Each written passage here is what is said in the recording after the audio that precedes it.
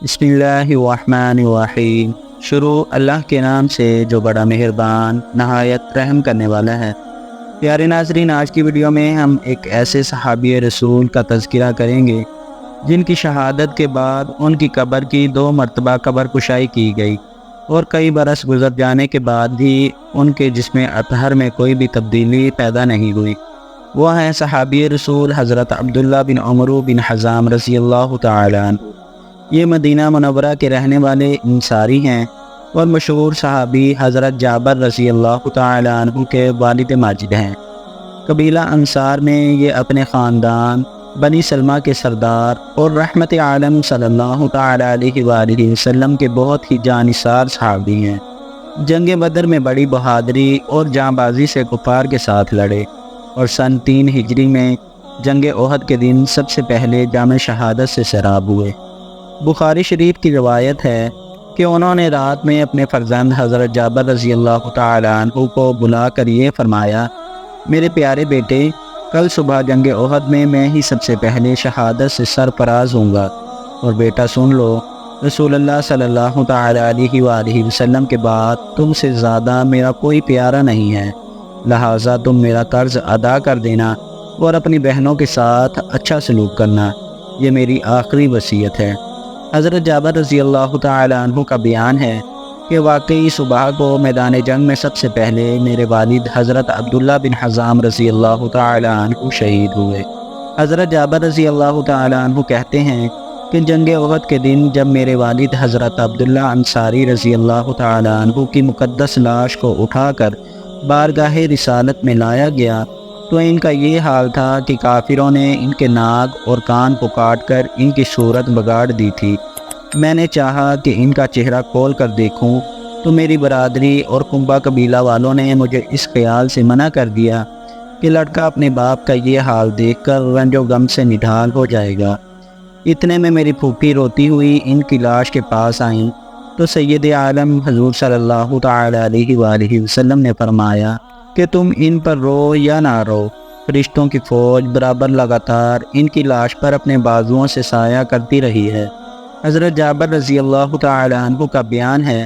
کہ جنگ احد کے دن میں اپنے والد حضرت عبداللہ رضی اللہ تعالی عنہ کو ایک دوسرے شہید حضرت عمرو بن جموع کے ساتھ ایک ہی قبر میں دفن کر دیا تھا۔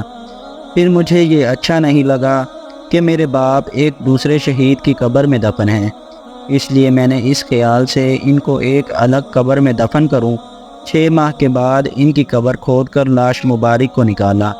تو وہ بالکل اسی حالت میں تھی جس حالت میں نے ان کو دفن کیا تھا۔ اور ابن سعد کی روایت میں ہے کہ حضرت عبداللہ رضی اللہ تعالی عنہ کے چہرے پر زخم لگا تھا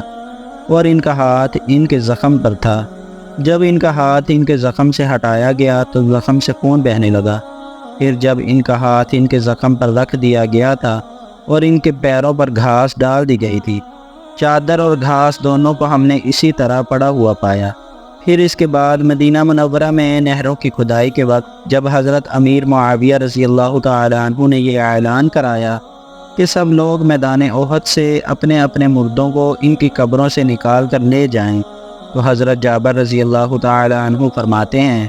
کہ میں نے دوبارہ 46 برس کے بعد اپنے والد ماجد حضرت عبداللہ رضی اللہ تعالی عنہ کی قبر کھود کر ان کی مقدس لاش کو نکالا تو میں نے ان کو اس حال میں پایا کہ اپنے زخم پر ہاتھ رکھے ہوئے تھے۔ جب ان کا ہاتھ اٹھایا گیا تو زخم سے خون بہنے لگا، پھر جب ہاتھ زخم پر رکھ دیا گیا تو خون بند ہو گیا، اور ان کا کفن جو ایک چادر کا تھا بدستور صحیح سالم تھا۔ حضرت ابو طلحہ بن عبید اللہ رضی اللہ تعالی عنہ فرماتے ہیں کہ میں اپنی زمین کی دیکھ بھال کے لیے گابا جا رہا تھا تو راستے میں رات ہو گئی، اس لیے میں حضرت عبداللہ بن عمرو بن حزام رضی اللہ تعالی عنہ کی قبر کے پاس ٹھہر گیا۔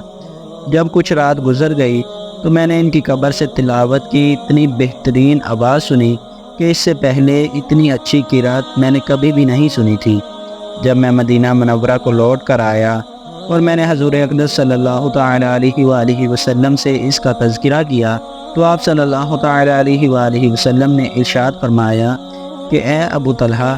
تم کو یہ معلوم نہیں کہ خدا نے ان شہیدوں کی ارواح کو قبض کر کے زبرجد اور یاقوت کی قندیلوں میں رکھا ہے،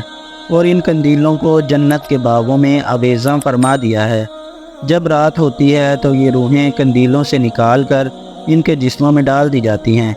پھر صبح کو وہ واپس اپنی جگہ لائی جاتی ہیں۔